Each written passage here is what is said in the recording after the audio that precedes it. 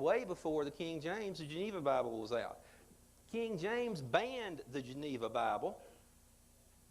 And you say, wait a minute, if the Geneva Bible is such a good book, why was it banned? If you can figure out anything that might cause a king not to want to have this out, put on the whole armor of God, that you may abide to stand against the assaults of the devil. For we wrestle not only against flesh and blood, but against principalities, against powers. Sounds pretty familiar so far, right? And against worldly governors who are the princes of darkness of this world, against spiritual wickedness which are in the high places. In fact, if you read the instructions, you find out that they left out a lot of things. The true meaning of baptism, the true meaning of what the church is.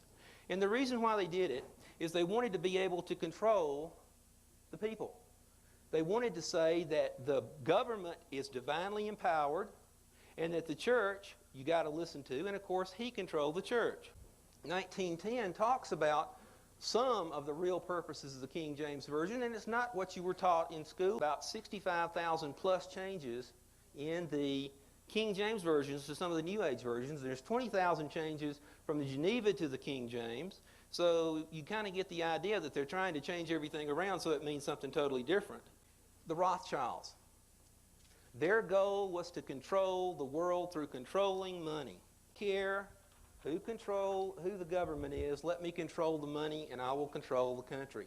The king, when America was started effectively corporations or trusts. Who owned America to start with, or the part that was under English rule? The king. It was his own personal property. And he could license you to be able to get minerals and do this and do that as long as you paid your fair share.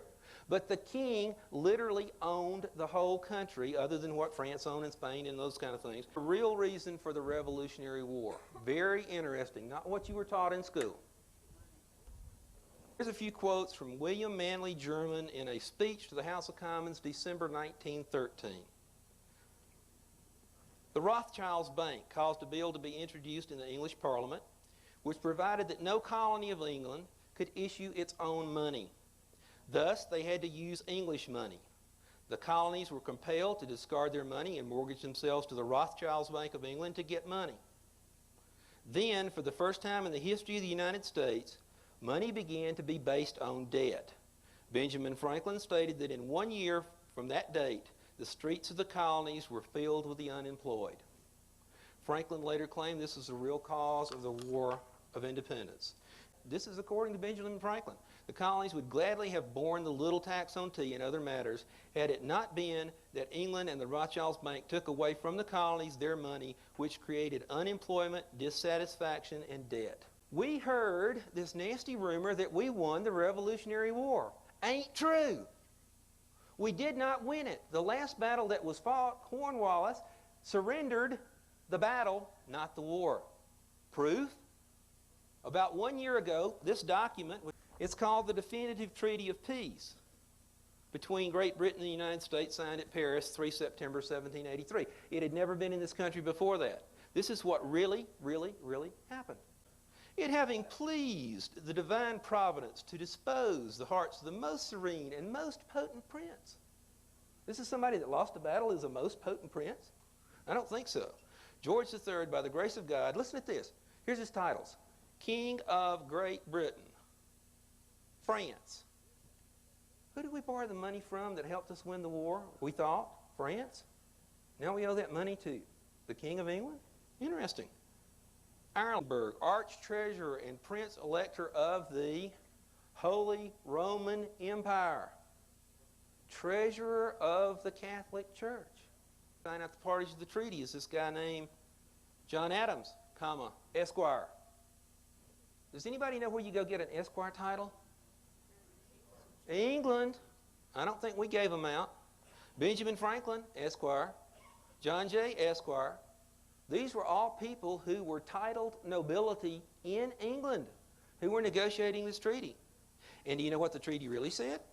The treaty really said it's agreed that everything that England and the people of England and the king and whoever else owned, and any obligations that existed before this treaty, are still law. The king still owns it. The king still owed all the money.